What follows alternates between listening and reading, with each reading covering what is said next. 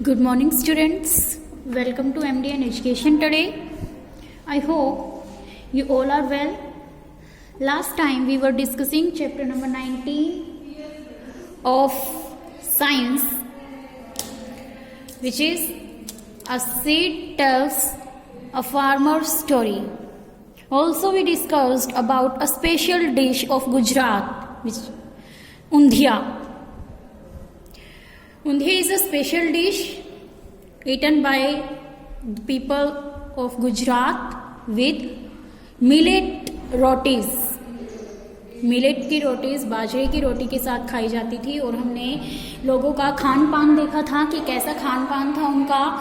वो बाजरे की रोटी के साथ ऊंधिया डिश लेते थे, कर्ड, बटर मिल्क, घर का सब कुछ होममेड बटर होता था।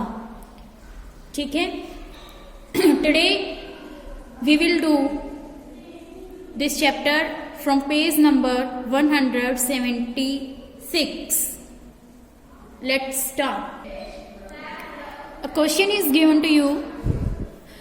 Find out about the crops, cereals, vegetables, pulses that are grown in your area.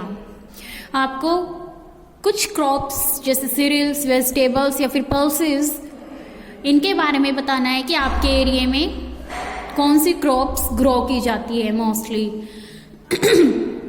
Of those, is there anything that is famous across the country?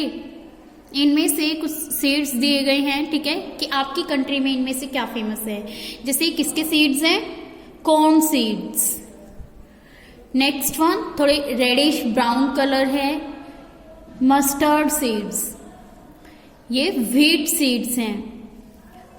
And ये grains बाजरे के हैं, ये सीड्स बाजरे के हैं, मीन्स मिलेट हम इन्हें बोल सकते हैं। Now next topic is when times changed, कि जब टाइम चेंज हो गया, समय के साथ साथ अब उन लोगों के खान पान में, लाइफस्टाइल में क्या चेंजेस आए। Over the years many changes took place in the village, कि विलेज में, गांव में बहुत सारे चेंजेस आए। Some places could get water from canal. कुछ जगहों पे कैनाल मीन्स नहर से पानी आता था। They said the canal brought water from far away. वो क्या कहते थे वहां के लोग कि कैनाल में जो पानी आता है वो बहुत दूर से आता है। किस जगह से? उस जगह से where a dam has been built on a big river, उस जगह से पानी आता है जहां पर एक बड़ी सी नदी के ऊपर क्या बनाए गए हैं? डैम बनाए गए हैं। बिल्ट मीन्स बनाना, कि बड़ी सी नदी पर जो डैम बनाए गए हैं उस जगह से पानी आता है। कहां पर? नहर पे, कैनाल पे। देन इलेक्ट्रिसिटी केम, फिर बिजली आई। Switch on the button and there was light. कैसी आई बिजली, इलेक्ट्रिसिटी? कि बटन को स्विच ऑन किया, बटन दबाया और रोशनी हो गई। People found that only 1 or 2 crops like wheat and cotton got better prices in the market.